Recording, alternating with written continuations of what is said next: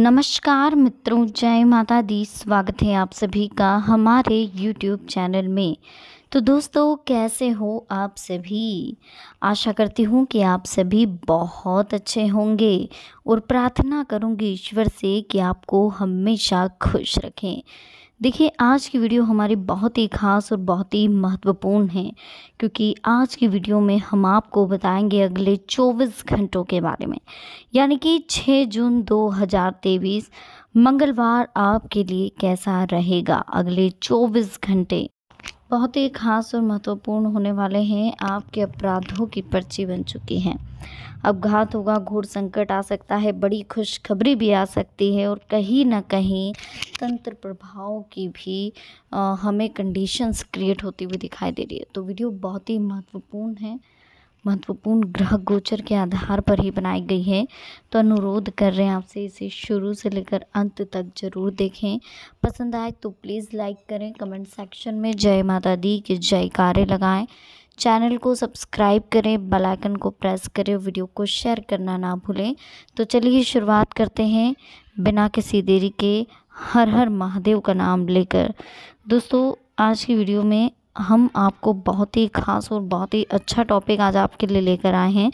जी हाँ दोस्तों, हम आपको बताने वाले हैं अगले 24 घंटों के बारे में, यानी कि 6 जून 2023 आपके लिए कैसा रहेगा। उसके लिए कुछ अनमोल विचार जो कि बहुत ही महत्वपूर्ण हैं। ये अनमोल विचार आपके जीवन में सकारात्मक बदलाव लाएंगे, साथ ही आपकी लाइफ को पूरी तरह से बदल कर रख देंगे। तो प्लीज़ बहुत ही ध्यान से इन अनमोल विचारों को सुनिएगा और समझिएगा। इसके बाद एक बहुत ही महत्वपूर्ण और ख़ास सीख जो आपके जीवन के लिए ज़रूरी है, जिससे आपके जीवन में एक सकारात्मक बदलाव आएगा, वो भी हम आज आपको देने वाले हैं।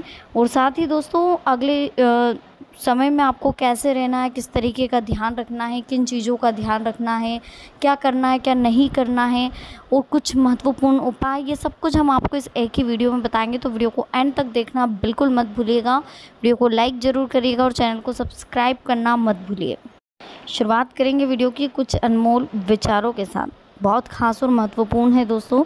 ये ख़ास तौर पर ग्रह गोचर को और आपकी मेंटेलिटी को ध्यान में रखते हुए बनाए गए हैं, ताकि आपके जीवन में एक अनोखा बदलाव आ सके। देखिए, हम अपनी परेशानियों की वजह दूसरों को मानेंगे तो जीवन में कभी भी परेशानियां दूर नहीं हो पाएगी। अपनी समस्याओं की जिम्मेदारी खुद लें और उन्हें हल करने की कोशिश भी करें।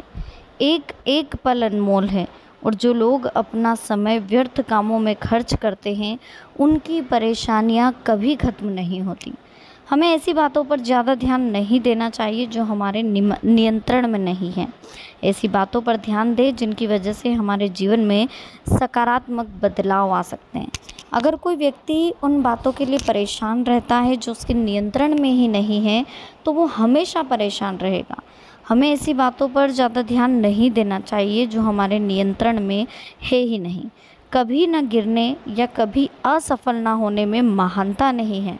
गिरकर हर बार उठना और असफल होने के बाद फिर से प्रयास करना महान लोगों की निशानी है।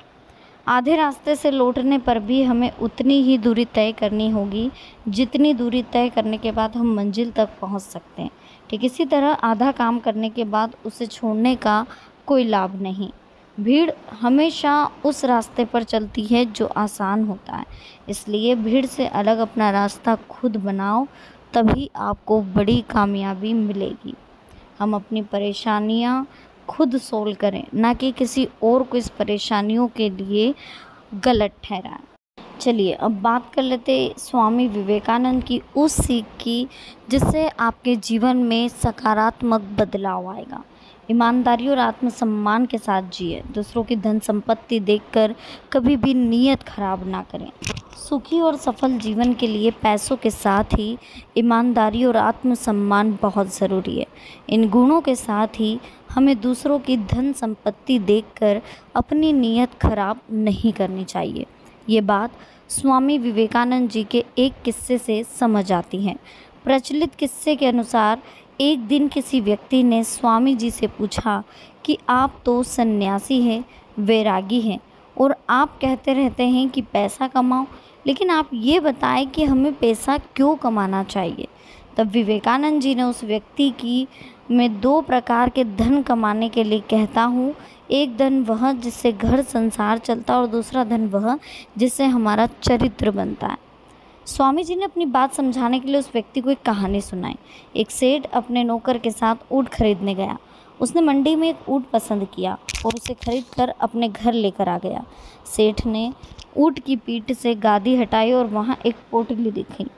उस पोटली में देखा कि हीरे थे। सेठ समझ गया कि ये हीरे ऊँट के पुराने मालिक के हैं जिससे ऊँट खरीदा है। पोटली में हीरे देखकर नौकर ने कहा कि हमें तो ऊँट के साथ हीरे भी मिल गए। सेठ ने नौकर से कहा कि हमने तो सिर्फ ऊँट खरीदा है, हीरे नहीं, इसलिए पोटली ऊँट के व्यापारी को वापस देनी होगी। अगले दिन सेठ ऊँट बेचने वाले व्यापारी के पास पहुंच गया और हीरे की थैली उसे लौटा दी।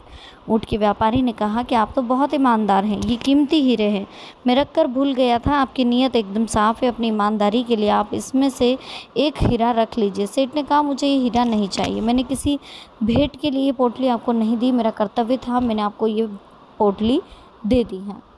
हीरो के मालिक ने सेठ को हीरा देने की बहुत कोशिश की, लेकिन सेठ ने हीरा नहीं लिया। जब हीरो के मालिक ने बार बार निवेदन किया तो सेठ ने कहा कि मैंने पहले से ही 2 हीरे रख लिए, इसलिए अब एक और हीरा मुझे नहीं चाहिए। इस बात का विशेष ध्यान रखें कि एक और हीरा मैं नहीं रख सकता। तो बहुत ख़ास और महत्वपूर्ण समय, देखिए सुनिएगा ध्यान से, बहुत अच्छी है। उन्होंने कह दिया कि मैंने पहले ही 2 हीरे रख लिए, इसलिए अब एक और हीरा नहीं चाहिए। ये बात सुनते हीरो के मालिक को गुस्सा आ गया। उसने कहा कि मैं तो आपको ईमानदार समझ रहा था, लेकिन आपने तो पहले से हीरे रख लिए। हीरो के मालिक ने तुरंत ही पोटली में से हीरे निकाल कर गिनना शुरू करा। उस थैली में 50 हीरे थे। गिनने के बाद उसको पूछे 50 मिले। हीरो के मालिक ने कहा कि थैली में तो पूरे हीरे ही हैं, तो आप किन 2 हीरों की बात करें। ऊँट खरीदने वाले सेठ ने कहा कि मेरे ये 2 हीरे, ईमानदारी और आत्मसम्मान, ये 2 हीरे मैंने पहले से बचा कर रखे, इसलिए आपके पूरे 50 हीरे आपको वापस मिल गए हैं। ये कहानी सुनने के बाद विवेकानंद जी ने उस व्यक्ति को समझाया कि हमें धन कमाना चाहिए, लेकिन ईमानदारी और आत्मसम्मान हमेशा बनाए रखना चाहिए। दूसरों की धन संपत्ति देखकर अगर हमारी नीयत खराब हुई तो हम जीवन में कभी आगे नहीं बढ़ सकते, हमेशा हम परेशान ही रहेंगे। ठीक है, चलिए अब हम बात कर लेते हैं दोस्तों कि किस तरीके से हमें जीवन में आगे बढ़ना चाहिए और क्या करना चाहिए, क्या नहीं करना चाहिए। तो देखिए, रुका हुआ काम बनने की पूरी संभावनाएं हैं। निजी मामलों का खुलासा ना करें, अपना आत्मविश्वास और मनोबल मजबूत बनाए रखें। किसी भी परिस्थिति में उसका समाधान खोजने में आप सक्षम रहेंगे। कहीं भी लेन देन करते समय अपने बजट का ध्यान रखें। कोई कोर्ट केस चल रहा है तो बहुत ही सूझबूझ से और विवेक से काम लें। छोटी छोटी बातों पर नाराज़ होना ठीक नहीं है और कहीं ना कहीं तो हमेशा जीवन में आगे बढ़ें दोस्तों। लेन देन करते समय अपने बजट का ध्यान रखें। कोई कोर्ट केस चल रहा है तो थोड़ा सूझबूझ कर काम करें, ठीक है। और बाकी हमारी वीडियो अच्छी लगी हो तो प्लीज़ वीडियो को लाइक ज़रूर करें, चैनल को सब्सक्राइब ज़रूर करें और बेल आइकन को प्रेस करना बिल्कुल भी ना भूलें। देखिए, बहुत ज़्यादा सूझबूझ और विवेक से काम लेने की ज़रूरत है। छोटी छोटी बातों पर नाराज़ होना ठीक नहीं है। संबंधों में मिठास लाने की कला आपको सीखनी होगी। इस समय फ़िलहाल वर्तमान गतिविधियों पर ध्यान दें। स्टाफ और कर्मचारियों का पूरा सहयोग रहेगा। आप अपनी मेहनत और परिश्रम से अस्त व्यस्त दिनचर्या को व्यवस्थित करने में सफल रहेंगे। ग्रह स्थिति उत्तम बनी हुई है, परंतु इनका उपयोग करना आपकी क्षमता पर निर्भर करता है। संतान को भी बहुत जल्दी सफलता मिलने से मन हर्षित होगा। कोई पेमेंट रुकी हुई है तो बहुत जल्दी वो भी मिलने वाली है। नेगेटिव परिस्थितियां होने पर अपने गुस्से और आवेश पर काबू रखें। बिजनेस में चुनौतियां रहेगी, हालांकि आप अपने आत्मविश्वास से हर समस्या का हल खोज लेंगे। कुछ अच्छी घटनाएं होगी। अपने काम और प्राथमिकताओं पर ज़्यादा ध्यान दें। आपका सकारात्मक दृष्टिकोण हर गतिविधि में उचित सामंजस्य बना करके रखेगा।